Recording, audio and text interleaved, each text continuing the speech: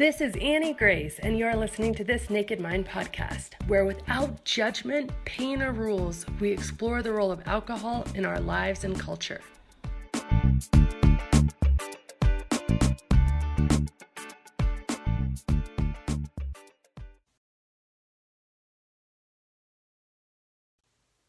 Hi friends, it's Annie Grace, and I am the author of This Naked Mind, and I'm answering questions.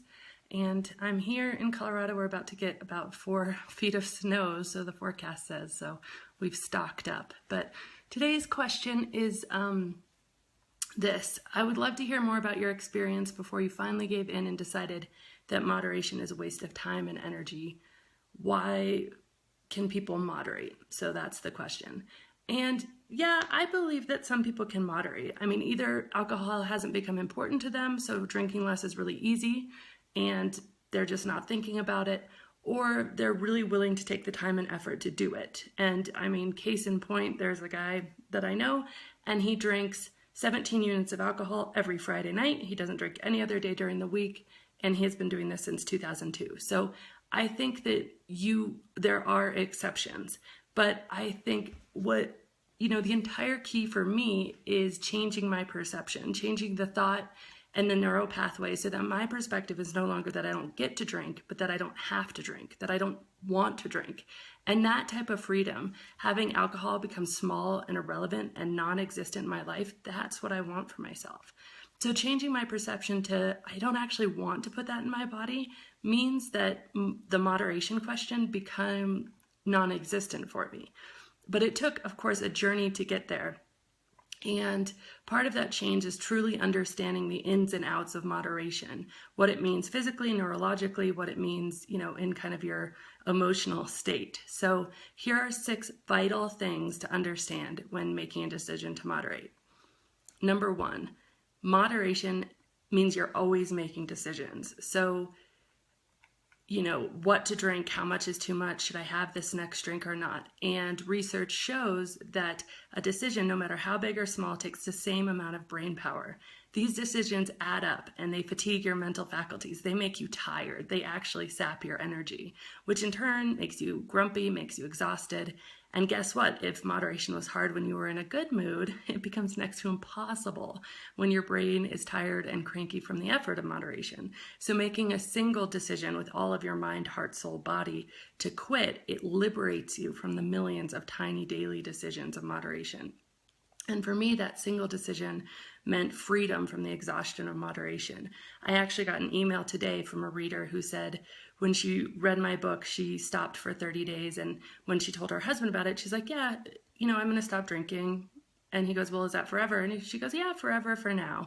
And 30 days into it, she sort of started again and really kind of went down the slippery slope back into the pitcher plant, if you will. And came back to me today saying, I got it. I reread the book. I've now made a decision and I feel freedom like I've never felt before in my life. And I think, Tony Robbins is really famous for not only not drinking because he just doesn't have time for that. He has better, bigger things to do with his life, but also for his huge belief that decisions are power. Firm decisions actually change the trajectory of your life. And that one decision to stop drinking altogether forever and meaning it just changes everything. So the reason number 2 is really more physiological. Alcohol creates a thirst for itself. So this is tolerance. And this, of course, is true for any addictive substance. Substances are addictive because they artificially stimulate the pleasure circuit of your brain. So as soon as the substance begins to leave your system, your mood actually plunges further than before you started drinking. Your brain actually turns down the artificial stimulation from alcohol in order to maintain balance or homeostasis. And that's tolerance. So it's what causes us to increase the amount we drink because we chase that initial, tipsy, lightheaded feeling. And at the end of my drinking days, I had such a high tolerance, I barely ever felt drunk or even tipsy. The fact that alcohol by its very nature makes you need more alcohol means moderation doesn't physiologically make sense. The effect of one drink is to want another drink. The effect of drinking over time is to develop a tolerance to drinking, so you need to drink more to get the same effect. I remember starting to think about my next drink and feeling upset if I wasn't planning to allow myself to have a next drink well before the drink in my hand was fully empty. And that's a horrible flaw of the idea of moderation. Eventually the 2 glasses you're sticking to, if you're able to do that, they won't have any impact whatsoever. So what's the point? And then the tolerance, it's actually your body and your mind protecting itself. It's like developing an immunity to the poison and the effects of alcohol, because alcohol by its very nature causes you to need more of it, which is completely at odds with moderation. So number 3, alcohol affects your brain and it actually impairs your ability to make good decisions. Now, this isn't a surprise to anybody. We see all sorts of drunk people make terrible decisions all the time. But I'd make myself these really simple and seemingly easy to achieve rules, like 2 glasses of wine a night. And the next morning came the heartache of knowing that I didn't stick to 2 glasses and not actually being able to remember how much I did drink, and hating myself for my inability to stick to 2 glasses, convinced that I just had no self-control, that I was completely failing, that, I just wasn't strong enough. None of those things were true, because I am a really strong person in all other areas of my life. So how did it make any sense that when it came to alcohol, I just wasn't strong? It didn't make any sense. But the truth is that even a single glass of wine, it actually alters your neural pathways. It makes it so that your prefrontal cortex, which is your brain's decision-making part, makes fewer decisions and worse decisions. It actually impairs your prefrontal cortex. So even a single drink can impair your decision-making on that next drink. And, it's not only in that drink, but over time, drinking and drinking daily and drinking in excess damages your prefrontal cortex, overall, so that your decision-making abilities become harder just in general. So drinking deadens your brain's reasoning power and it steals your ability to make sensible decisions. So even 1 glass in, the second glass isn't going to sound like a bad idea. The very thing you're trying to moderate, in fact, makes it somewhat impossible to moderate it. So reason number 4 is pretty simple, and it's that alcohol makes you thirsty. Now, this is really obvious, but it's completely overlooked in the moderation theory. Alcohol is a diuretic. It makes you pee. That means your body is more dehydrated after an alcoholic drink than before. And guess what? That makes another drink even more tempting. So it doesn't matter that you logically know another drink won't quench your thirst. It will seem like it will. So the thirst that's caused by the drink you just had increases your craving for the next drink. Number 5, alcohol, it actually numbs your response to normal stimuli, natural stimuli. When the brain's pleasure center is repeatedly artificially stimulated by alcohol, it actually produces a counterchemical. And I've talked about this before, but the counterchemical is called dynorphin.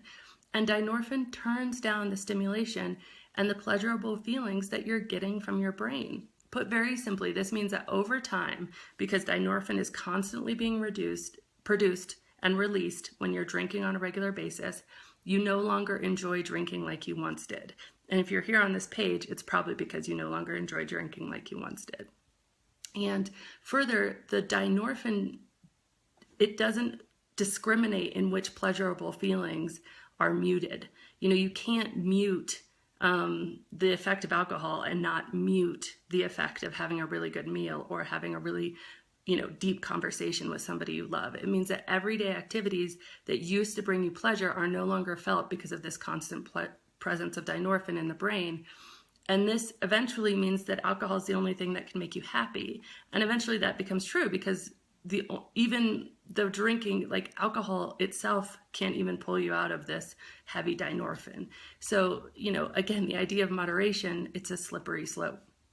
And the last reason is a little bit complicated, but it has to do with liking versus wanting. So when I first started drinking, I wanted a glass of wine. I liked that glass of wine. But alcohol increases cravings over time, but not pleasure, by releasing dopamine, and all addictive drugs. And we've learned so much about dopamine, but dopamine doesn't actually cause pleasure. It doesn't cause wanting. What it causes is it doesn't cause liking. What it causes is craving. And so it teaches us how to get pleasure. It teaches us how to want pleasure, but it doesn't cause pleasure itself. And there's all sorts of studies that prove this. So over time, the wanting aspect of drinking increases because your dopamine increases, but the liking aspect of drinking decreases because of all the reasons I've just said with the dynorphin and everything else. So when you become addicted to something, your wanting and your liking split and separate. And suddenly you're in this position where you want something that you no longer like.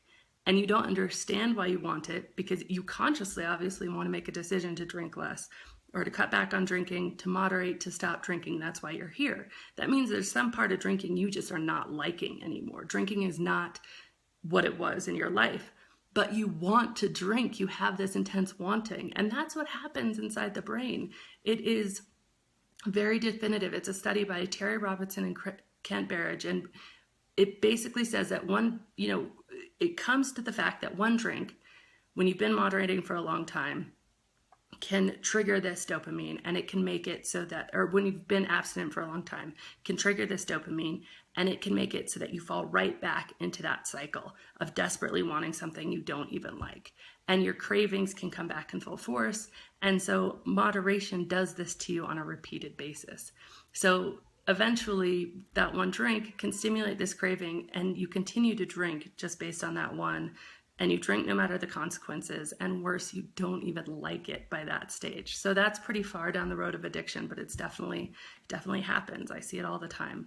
So the primary reason that moderation is miserable is because it makes me crave something that I don't even want. And the bottom line is that moderation is a dangerous game, and it's a game that I no longer want to play. I'm completely convinced that it takes far too much effort, but I will say that it was helpful in one sense. By attempting to moderate before this naked mind, I was faced with the misery of moderating, and the misery of moderating made me realize and made me that I didn't want to do it anymore. And it gave me the gumption, if you will, to make the final decision. And, I was able to then realize that moderating a nasty addictive poison is in truth just not worth my time. It's not worth my effort. It's not worth my brain power. It's not worth focusing my thoughts on. And moderation then, in a sense, that journey through it allowed me to find peace with an alcohol-free life. So that is my response. Have a wonderful day. Please do ask questions. I'll definitely keep answering questions as long as they keep coming in. You can email me at hello@thisnakedmind.com. You can message me, or you can, just post questions in the comments. Have a great day.